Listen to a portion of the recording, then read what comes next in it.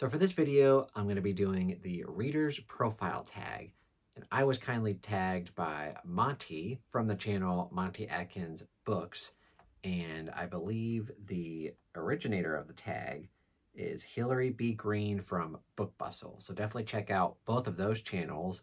And yeah, this is a fun little tag. There's 10 questions and yeah, not much more to say. Let's go ahead and jump right into it. Question number 1, what for you makes a good book? And there's many different things that can make a good book. And, you know, if I compare two different great books, they're not necessarily going to be great for the same exact reasons.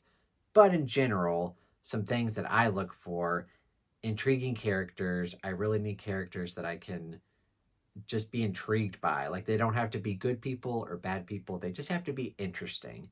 And I have a really hard time reading a book that, even though it has like exciting stuff happening, I have a really hard time if I can't get invested in a character, whether I'm rooting for them or rooting against them, or I'm just curious as hell to see where their story goes. I need great characters. So usually my favorite books all have great characters, at least in my opinion. Another thing, ideally, I want from like an all-time favorite book is for the book to surprise me in some way, for it to give me an oh shit moment, like, oh, this is where it's going, this is what it's all leading to kind of deal. Because I can, you know, there's good books out there, probably like the 3-4 star range, where like I'm reading it, I'm having a good time, I'm not having any real complaints, but you know, the story is just lacking something. A lot of my all-time favorite books have moments that like are jaw drop moments where I'm just like, oh my god, what is happening? So yeah, those are basically two things that a lot of my favorite books have in common: great characters and oh shit moments. And question number 2, what are you currently reading? I just finished my reread of Harry Potter and the Order of the Phoenix, which is the 5th book, which I liked a lot more upon a reread. If you're unaware, we are doing a read-along for Harry Potter this year over on the Bookish Drummer Discord, and this one was the most hesitant I was for the readathon, the 5th book. If you don't know the story, I read the first 4 books as a kid, like in elementary school, loved them, got tired of Harry Potter in middle school, so just kind of put it off. And then in college, I always wondered what happened to Harry Potter. So I picked up the 5th book, and I really didn't like it. I gave it like 2.5 stars. And then I really liked the 6th book, and then the 7th book was meh. So this is the first time, the second time I'm reading, or I read Order of the, let's just start that over. This is the second time I'm reading Order of the Phoenix, knowing that I really didn't like it the first time, but I actually really liked it this time around. I gave it 4.5 stars. It might still be my least favorite in the series when it all comes down to it, but I really enjoyed it the second time around, and currently I'm actually rereading the 6th book, which is definitely one of my favorites in the Harry Potter series. So yeah, that's what I'm kind of doing right now. It's just, I'm on the Harry Potter train. And for number 3, question number 3, what's the last book you didn't finish and why? So currently I'm kind of on the fence about finishing The Burning White by Brent Weeks, which is the 5th Lightbringer book. I read the first 4 books for our read-along that we did, of course, over on the Bookish Drummer Discord. And kind of what's happening is just, the first book was my favorite, and even then I only gave it 4 stars. And then I've kind of liked each subsequent book less and less. It's like the first 3 books are kind of all in the 4-star range, the first book still being my favorite. The 4th book was 3.5 stars. I had some major issues with it. There were some reveals that we got that I really didn't like. And then we get to the 5th book, which I hear is a lot of people's least favorite. It's also the longest by far in the series. It's like 40 hours long, and I've listened to maybe about 10 hours of it, and I just don't care at this point.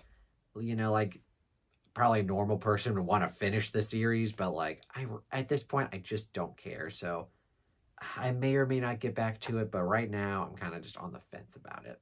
And question number 4 is, what obscure book do you wish other people would read? And actually, let me go get it real quick. An obscure book that I would want people to read, at least lovers of horror, is The Grip of It by Jacques Schimp. This is a really weird, kind of obscure horror book that not a lot of people have read, and it has a very low rating on Goodreads, which if y'all know me, that tends to spell, for whatever reason, Jake's best horror books is like low rating on Goodreads. Like I'm there for it for whatever reason. But this one it's not the scariest book I've ever read. That one I might give to Misery by Stephen King, but this is definitely one of the creepiest books I've ever read.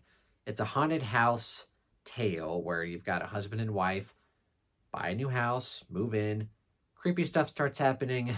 You've read it before, you've heard it before, you've watched it before, but for whatever reason, this one just got under my skin. And it's interesting too, because I normally don't like books with like very short, choppy chapters, but this is like less than 300 pages. It's got like almost 100 chapters. It's written constantly back and forth between the husband and the wife, and you're getting kind of different perspectives on things like instantaneously. And like I said, weird stuff is happening in the book. I really like it. It's got a creepy ass cover. Definitely check it out if you're into horror and haunted house stories. I think it's pretty unique. A lot of people don't like it. I've recommended it to a few friends and they didn't like it, but I wish more people would read it just so I can hopefully find the next person who's going to love this book as much as I did. Question number 5 is, what's the longest book you've ever read? And I've read some chunkers of, there's long epic fantasies like A Song of Ice and Fire and Stormlight. But I think in terms of audio and book length, it has to be Infinite Jest by David Foster Wallace. This is just a brick of a book. And the audiobook is weird because it's split up into the novel, which is 57 hours, which is humongous. And it has a separate audiobook, 7 hours of endnotes. And the way that you're supposed to read it physically is that you've got the novel and then it's got endnotes. So you got to flip to the back of the book and read the endnote and then flip back and forth. And there's a reason why the author did that. There's there's tennis stuff and it's supposed to mimic like, oh, you're playing tennis with the book, whatever. But with the audio, it was super nuggety because you literally had to switch back and forth between one audio listening to the novel, and then it would be like, endnote 17. And then you got to flip back to the other 7-hour audiobook and listen to an endnote. Sometimes the endnote would be like 5 seconds, and then you'd have to switch back and forth. So the time it took for me to read this book, it took me 45 days to read the book. Not because, it physically took me that long, but like mentally, I had to take breaks. Like I could only really do, 20 to 30 pages. Sometimes I would binge, but sometimes I needed a break. It's the longest book I've ever read. It was okay. I didn't love it. I gave it 3.5 stars. But man, it took me 45 days to read that chunker. I can't really think of any other book that's longer that I'm really interested in reading. Maybe Count of Monte Cristo is longer. That one I could see myself enjoying, but man, Infinite Jest really did feel infinite. This next question is a fun one. Question number 6. If you could have a dinner party with 5 fictional characters, who would they be? I tried to think of this as book characters, but then I thought of something that would be even more hilarious. I want to have dinner with Homer Simpson, Peter Griffin, Randy Marsh, Hank Hill, and Rick Sanchez. If you don't know who those people are, they're all the dads or grandpas from animated adult cartoons. So obviously Homer Simpson from The Simpsons, Peter Griffin from Family Guy, Randy Marsh from South Park, Hank Hill from King of the Hill, and Rick Sanchez from Rick and Morty. So you put all of those characters into a room, something funny is going to happen. Something weird and wacky is going to happen. That would be a lot of fun. I know these aren't really book characters, but that's what I went with. And then question number 7 is 5 books you'd want if stranded on a desert island. Now, I tried to think, because my obvious answer would be A Song of Ice and Fire, just those 5 books. It's my all-time favorite series. Storm of Swords is my all-time favorite book. So that definitely makes sense. That's probably what I'm going with. But I also tried to think, if I was doing just standalones, it would be, like The Dead Zone by Stephen King, Drums, Girls, and Dangerous Pie by Jordan Sonnenblick, But really, like, when I got down to it, I was like, you know what? A Song of Ice and Fire, it's my favorite. They're also super long, so they would kind of keep me more engaged, whereas some of my favorite standalones are shorter. So really, it's got to be A Song of Ice and Fire. In question number 8, we have one book you could not put down. And there's a lot of books that I do binge in one sitting, or I try to at least. The last book, or the latest book, I should say, that I did this with was Middle of the Night by Riley Sager. This is his newest book. I do have a ranking for Riley Sager, by the way. Where did this one land? Watch it and find out. But Middle of the Night, I read it in one sitting. I woke up. I did not have to work that day, and I just started it in the morning and finished it sometime in the afternoon. It was really good. I really enjoyed it. Gave it 5 stars. And yeah, I could not put it down. Like, the story and the characters were all very engrossing, and I loved it a lot. This next question is interesting, and I'm going to answer it probably in a unique way, probably not what the question is really asking, but 5 books or authors you will never read.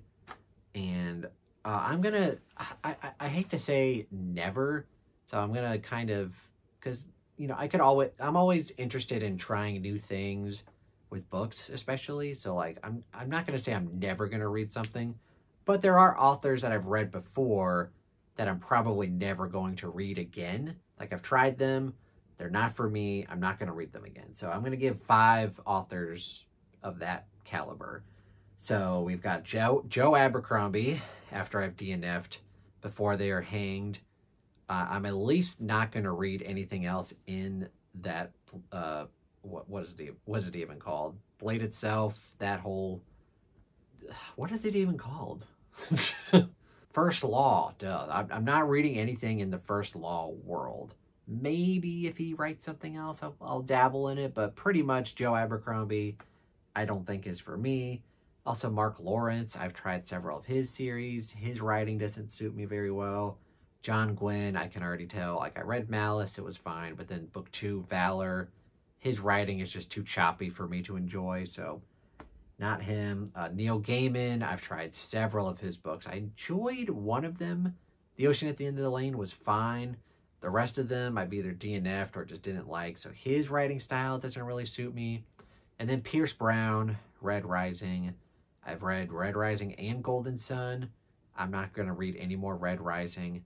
Maybe I would try another book if he writes outside of that series, but Red Rising is just not for me. So those are 5 authors that I'm probably never going to read from again, at least in the series and books that they're, like, famous for. So Abercrombie, Mark Lawrence, John Gwynne, Neil Gaiman, and Pierce Brown. No thank you. And number 10, the last question is also pretty interesting.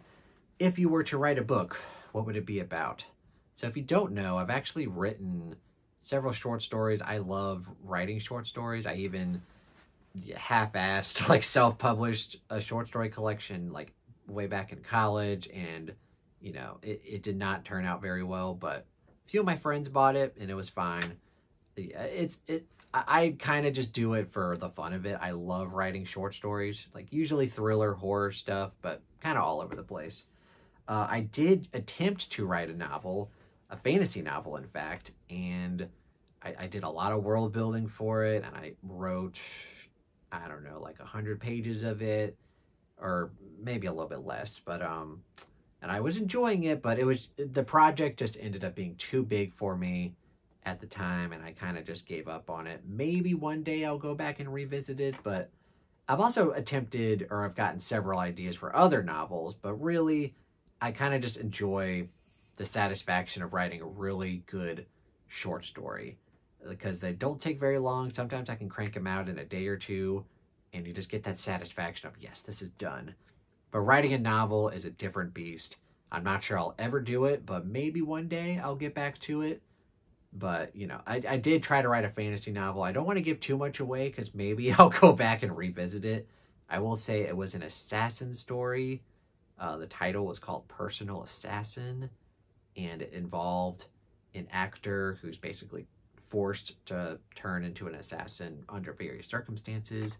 But yeah, it was fun to start. It was fun to plan, but actually sitting down and writing it was a task, and I was not up for it. So we'll maybe get that one day or not, but you know, I do love me writing some short stories.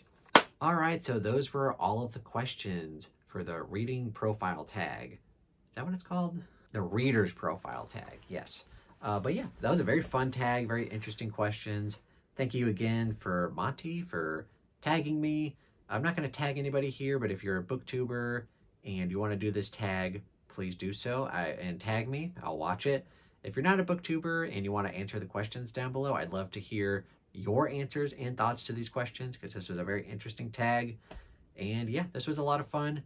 Thank you guys so much for watching. Have a fantastic day. Oh yeah, and subscribe. Yeah, do it. Yeah, you. Do it right now. I see you. Not really. I'm just kidding. Where am I?